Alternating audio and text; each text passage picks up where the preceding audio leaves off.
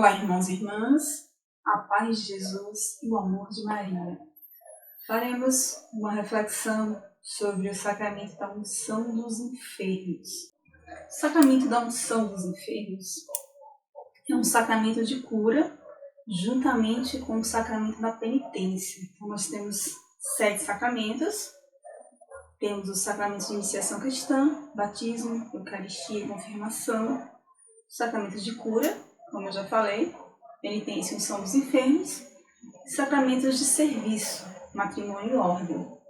Então, o sacramento da unção dos enfermos é conferido às pessoas acometidas de enfermidades perigosas, graves, ungindo-as na fronte e nas mãos com óleo devidamente consagrado. Então, o catecismo da Igreja Católica, ele vai nos dizer que, pela santa unção dos enfermos e pela oração dos presbíteros, toda a Igreja encomenda os doentes ao Senhor, sofredor e glorificado, para que os alivie e os salve.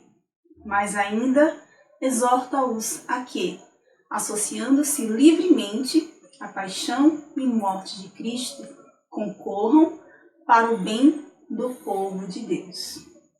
Os fundamentos deste sacramento estão justamente na questão da doença na vida humana. Nós sabemos que, infelizmente, a enfermidade faz parte.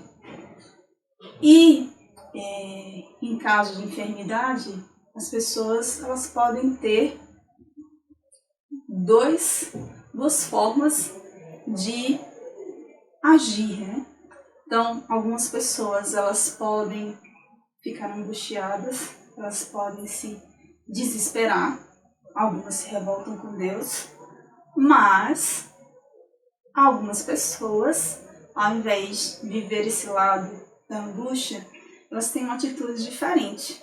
Elas se tornam mais amadurecidas, elas conseguem, através da enfermidade, fazer uma reflexão sobre sua vida, percebendo o que é essencial e o que não é.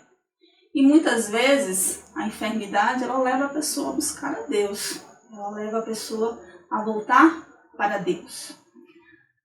Para compreender um pouco melhor esse sacramento, nós precisamos perceber a questão do doente perante Deus. E para isso nós precisamos entender como isso acontecia no Antigo Testamento e também no Novo Testamento. Então, no Antigo Testamento, o homem vive a doença à face de Deus. A doença se torna um caminho de conversão. O perdão de Deus dá início à cura. Só que, no Antigo Testamento, existe a associação da doença ao pecado e ao mal, como se aquela enfermidade fosse uma espécie de castigo, como se fosse algo que veio para punir aquela pessoa. Então, existia essa associação negativa da enfermidade. Em Êxodo 15, versículo 26, vem dizer que porque eu, o Senhor, é que sou o teu médico. Então, se vivia a enfermidade à face de Deus. Já o profeta Isaías, ele anuncia que Deus fará vir para Sião um tempo em que perdoará todas as faltas e curará todas as doenças. No Novo Testamento, a visão da enfermidade ela vai mudar um pouco. Porque Jesus se compadece dos enfermos. Jesus se aproxima daqueles que eram excluídos do convívio. Porque muitas pessoas que tinham enfermidades, elas viviam à margem da sociedade. Então, como era o caso dos cegos, dos surdos, dos leprosos. E Jesus, ele se aproximava.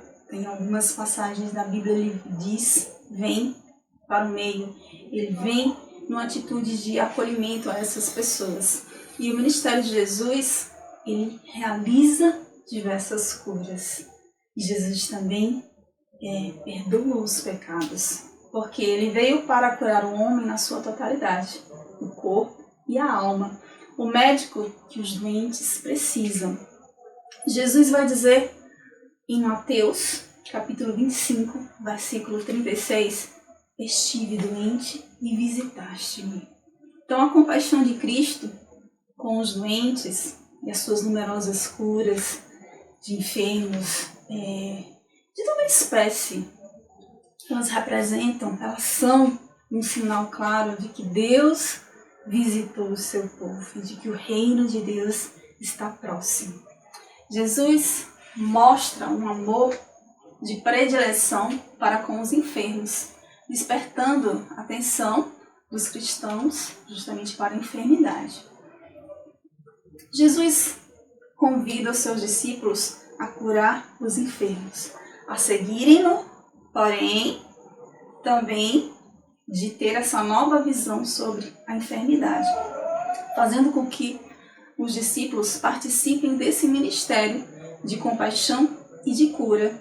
Então, no Evangelho de Marcos, capítulo 6, de 12 a 13, vem dizer, expulsavam muitos demônios, ungiam com óleo numerosos doentes e curavam-nos. Então, o Senhor, ele renova esta missão, ele dá a missão aos apóstolos de curar, de impor as mãos sobre os doentes, e estes ficaram curados. A igreja também reconhece o sacramento da unção dos enfermos, justamente quando Jesus fala no Evangelho do curar os enfermos, mas também na Epístola de São Tiago, capítulo 5, de 14 a 15. Alguém de vós está doente? Chame os presbíteros da igreja para que orem sobre ele, ungindo com óleo em nome do Senhor. A oração da fé salvará o doente e o Senhor o aliviará. E se tiver cometido pecados, serão perdoados. Então a tradição da igreja reconheceu nesta passagem o sacramento da unção dos enfermos. É preciso esclarecer que há uma diferença entre a unção dos enfermos e a extrema unção.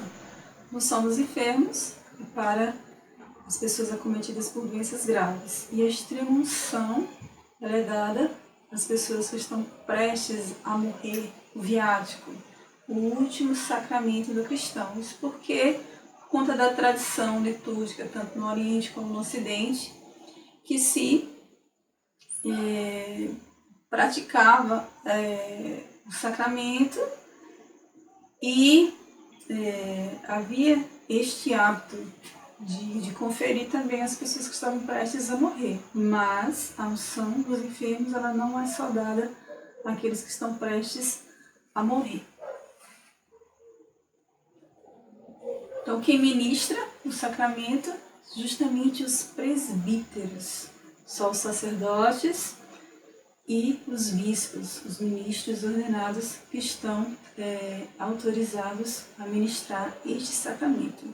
Como ele é celebrado, então ele pode ser celebrado na igreja, caso o enfermo tenha condições de ir, ele pode ser celebrado na residência e também pode ser celebrado em um hospital, caso a pessoa esteja impossibilitada de sair.